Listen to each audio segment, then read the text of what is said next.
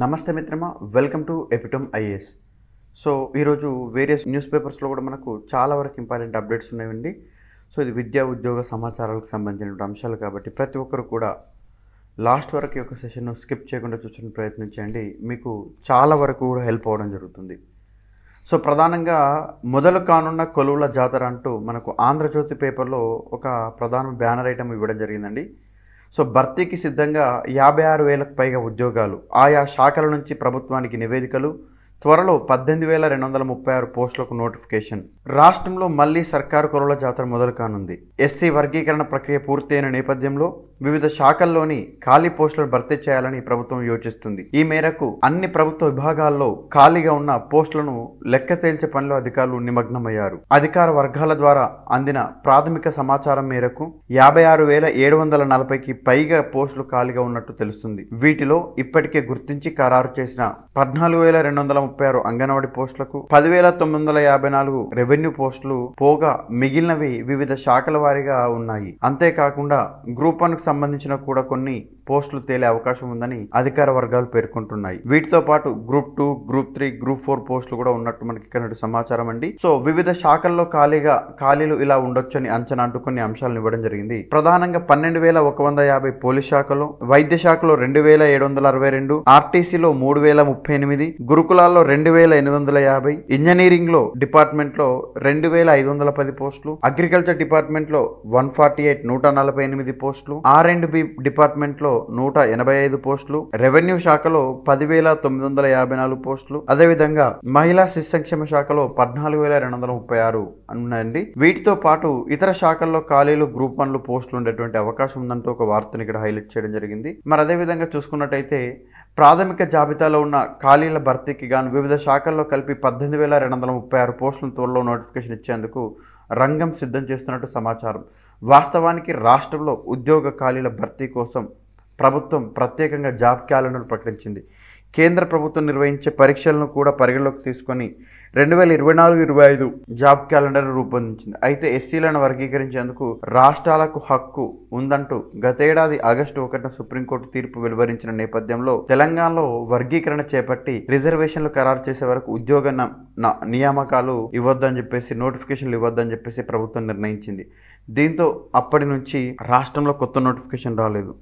ఇటీవల ఎస్సీ వర్గీకరణ పూర్తి అయిన నేపథ్యంలో పెండింగ్లో ఉన్నటువంటి ఉద్యోగ ఖాళీల భర్తీకి నోటిఫికేషన్ విడుదల చేయాలని నిర్ణయించినట్టు తెలుస్తుంది. ఈ నెల చివరి వారం నుంచి జూన్ 2 వరకు నోటిఫికేషన్లు విడుదల చేసే అవకాశం ఉందని ప్రభుత్వ వర్గాలు చెప్తున్నాయి. సో ఇక్కడ మనకు ఎవరైనా సరే అభ్యర్థులు మీరు జాగ్రత్తగా గమనించుకోండి. ఇక్కడ ప్రధానంగా చూసుకున్నట్టయితే మనకు ఆల్మోస్ట్ ఇక్కడ వీళ్ళు చెప్తున్నటువంటి సమాచారం మేరకు ఏంటంటే జూన్ 2 వరకు నోటిఫికేషన్లు అన్నీ కూడా వస్తాయి అంటున్నారు. సో వేరియస్ డిపార్ట్మెంట్స్ వైజ్గా కూడా ఇవ్వడం జరిగిందండి. సో అది కూడా జాగ్రత్తగా గుర్తుంచుకునేటువంటి ప్రయత్నం చేయండి. రాష్ట్రంలో శాఖల వారీగా ఉద్యోగ ఖాళీల లెక్కలను తేల్చాల్సిందిగా అధికారులను ప్రభుత్వం సూచించిందండి. ఈ మేరకు పలు విభాగాలకు సంబంధించిన పోస్టులకు ప్రాథమిక జాబితాను సిద్ధం చేసినట్టు తెలుస్తుంది. దీని ప్రకారం పోలీస్ శాఖలో 10,500 కానిస్టేబుల్, అదేవిధంగా 1,650 వరకు ఎస్ఐ పోస్టులు ఉన్నట్టు గుర్తించారండి సంవత్సరం. ఇకపై వైద్య ఆరోగ్య శాఖలో 612 మనకు అసిస్టెంట్ ప్రొఫెసర్ పోస్టులు, మరొక 2,150 డాక్టర్ పోస్టులు గుర్తించారు. వీటిలో 612 అసిస్టెంట్ ప్రొఫెసర్ పోస్టులకు ఆర్థిక శాఖ నుంచి కూడా అనుమతులు వచ్చాయి. ఇవి కాకుండా మనకు ప్రధానంగా 2,000కు పైగా మనకు నర్సు పోస్టులు సహా మరిన్ని వివిధ విభాగాలకు సంబంధించిన పోస్టులు ఉన్నట్టు ఇక్కడ ప్రధానంగా చెప్తున్నారు. 4,000 జీపీఓ పోస్టులకు నోటిఫికేషన్. గ్రామ పాలన అధికారి పేరుతో రాష్ట్ర వ్యాప్తంగా 10,954 పోస్టులను భర్తీ చేయాలని ప్రభుత్వం నిర్ణయించింది. అయితే గతంలో రెవెన్యూ శాఖలో పనిచేసి ప్రస్తుతం ఇతర శాఖల్లో ఉన్న వారిని నుంచి దాదాపు 6,000 మంది వీఆర్ఓలు తిరిగి గ్రామ పరిపాలన అధికారులుగా నియమించున్నారు.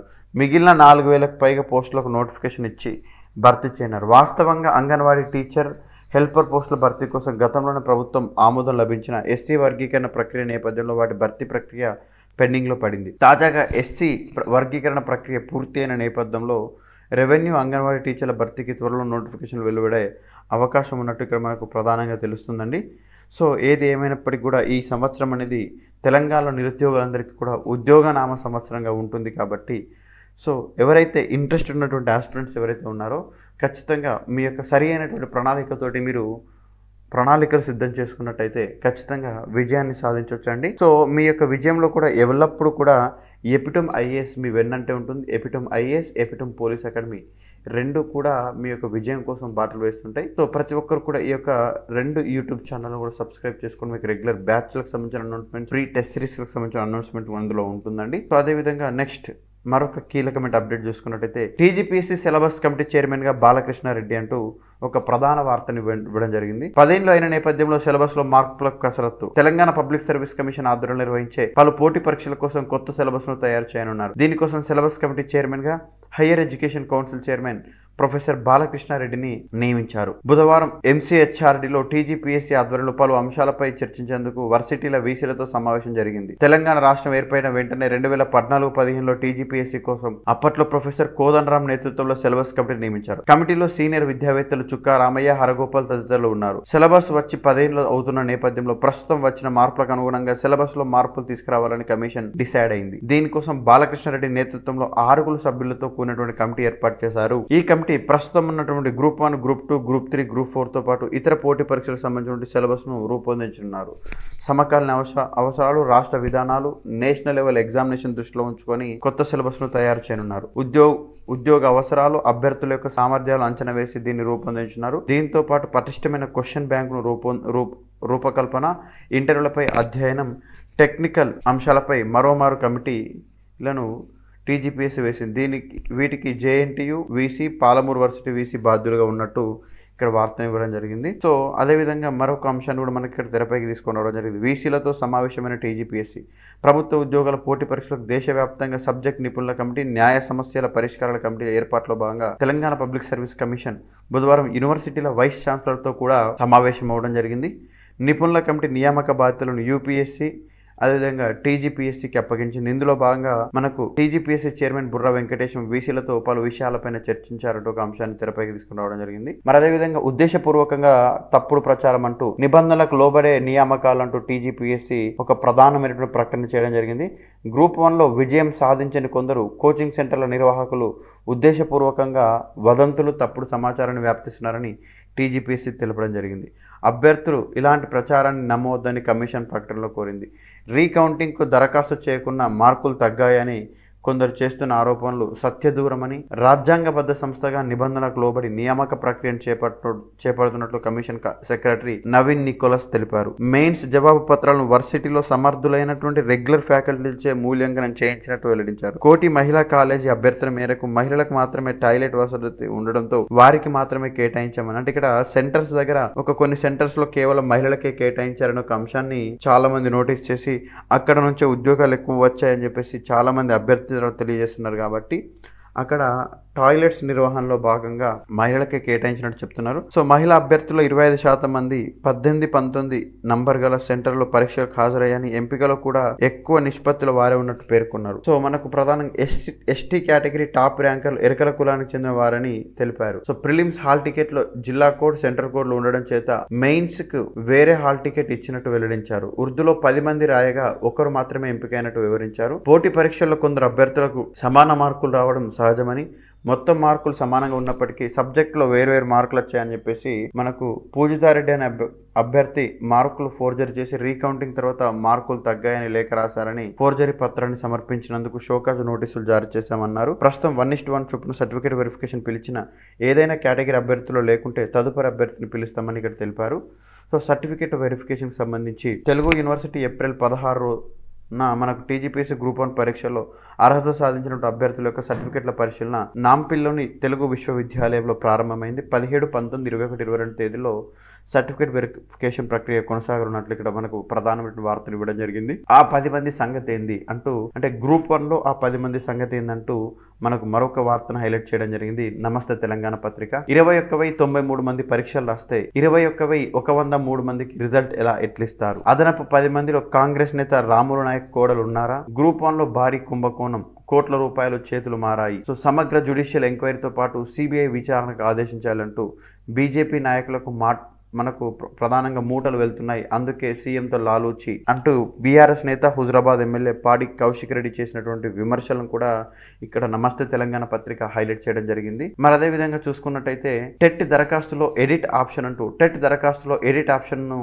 దరఖాస్తు చేసుకున్న సమయంలోనే మనకి ఇవ్వడం జరిగింది. ఈ నెల 28 నుంచి మే 3 వరకు ఎడిట్ చేసుకోవచ్చు అంటూ ఇక పేపర్ల వారీగా టెట్ సిలబస్ను సైతం విడుదల చేయడం జరిగిందండి. సో 10న లాసెట్ టెస్ట్ సెంటర్ల బ్లాక్, తగినంత సామర్థ్యం లేకపోవడంతో 10 లాసెట్ టెస్ట్ సెంటర్లను అధికారులను బ్లాక్ చేశారు. సో సిద్దిపేట, నర్సంపేట, నిజామాబాద్, ఆదిలాబాద్, సంగారెడ్డి, మహబూబ్ నగర్, సత్తుపల్లి, కోదాడ, నల్గొండ, భద్రాద్రి కొత్తగూడెం టెస్ట్ సెంటర్ను బ్లాక్ చేశారు. హైదరాబాద్, కరీంనగర్, ఖమ్మం, వరంగల్లో మాత్రమే సెంటర్లు కేటాయించే పరిస్థితి ఉందంటూ లాసెట్ దరఖాస్తుల గడువు ఈ నెల 30 వరకు కూడా పొడిగించినట్టు ఇక్కడ ప్రధానమైనటువంటి వార్తను ఇవ్వడం జరిగింది. నెక్స్ట్, వర్సిటీలో రిక్రూట్మెంట్ జీవోకు సవరణలు, అభ్యంతరాలపై హయ్యర్ ఎడ్యుకేషన్ కౌన్సిల్ రీసెర్చ్, యూనివర్సిటీలో చేపట్టే అసిస్టెంట్ ప్రొఫెసర్ల భర్తీకి రాష్ట్ర ప్రభుత్వం తీసుకొచ్చినటువంటి జీవో నంబర్ 21లో మార్పులు వచ్చేటువంటి అవకాశం కనిపిస్తుంది. రిక్రూట్మెంట్లో యూజీసీ నిబంధనలు అమలు చేయాలని ఇప్పటికే పలువురు హయ్యర్ ఎడ్యుకేషన్ కౌన్సిల్ అధికారులకు విజ్ఞప్తులు చేశారు. వర్సిటీల్లో పనిచేస్తున్నటువంటి పార్ట్ టైం లెక్చరర్లు తమకు వేటేజీ వర్తింపజేయాలని కోరుతున్నారు.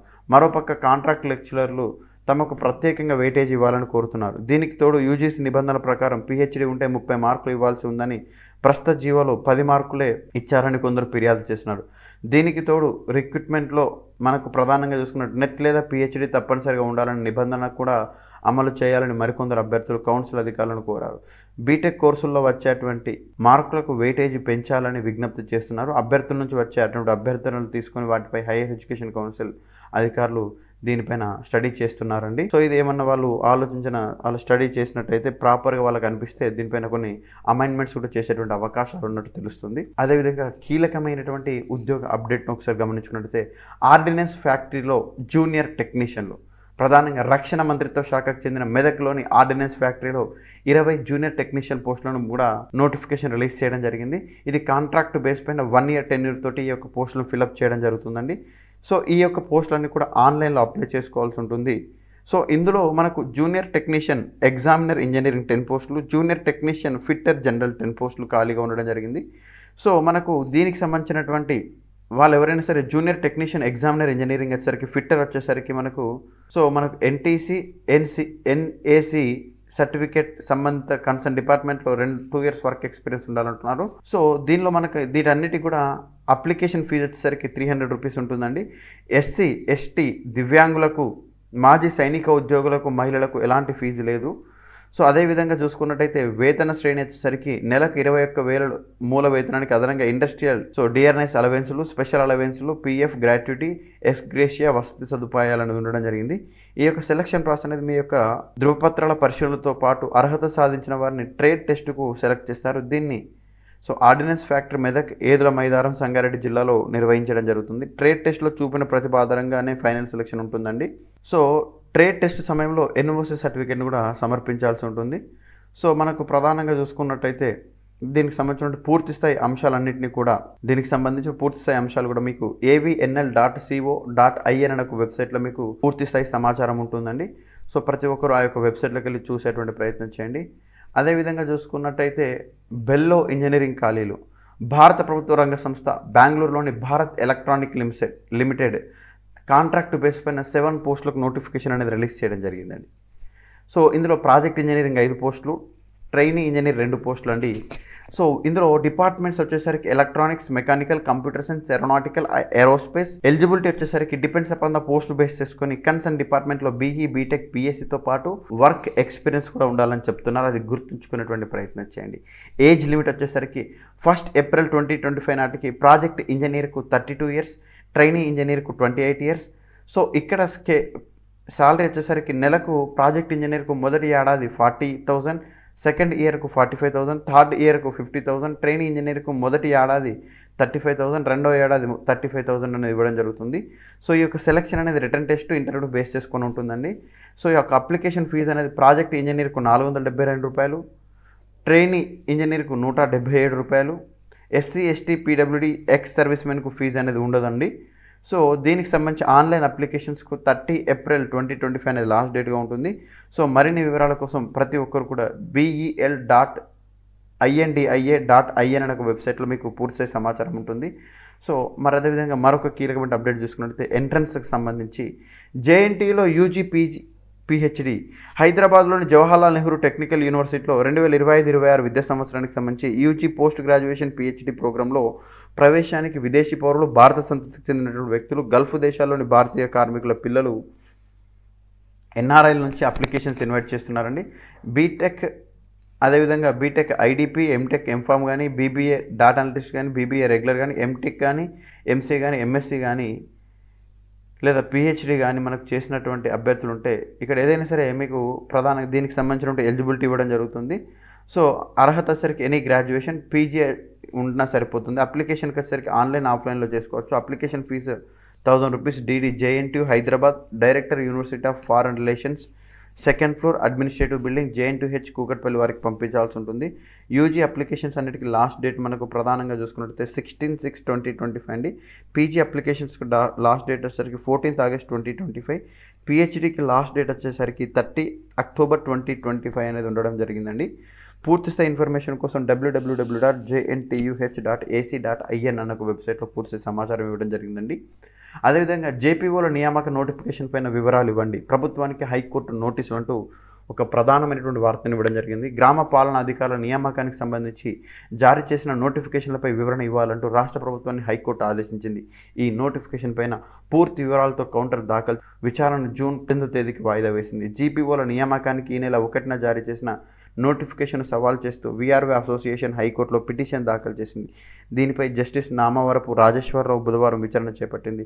కమిషనర్ తరపు న్యాయవాది పివి కృష్ణయ్య వాదనలు వినిపిస్తూ వీఆర్ఓ వ్యవస్థను రద్దు చేసి ప్రభుత్వం తీసుకొచ్చిన చట్టాన్ని హైకోర్టులో సవాల్ చేశామని, ఈ పిటిషన్ పెండింగ్లో ఉండగా నియామకాలు చేపట్టడం సరికాదన్నారు. జీపీఓలో నియామకంలో ఎలాంటి సీనియారిటీ పరిగణలోకి తీసుకోవడం లేదని, జీపీఓల నియామకానికి సంబంధించి మార్చి 22న జీవో నంబర్ 129ని చట్టవిరుద్ధంగా ఉందంటూ ఇక్కడ ప్రధానంగా ఒక వార్తను హైలైట్ చేయడం జరిగింది. సో ఈ జీపీఓ నియామకం పైన గవర్నమెంట్ను మనకు హైకోర్టు కూడా మనకు వివరణ అడగడం జరిగిందండి.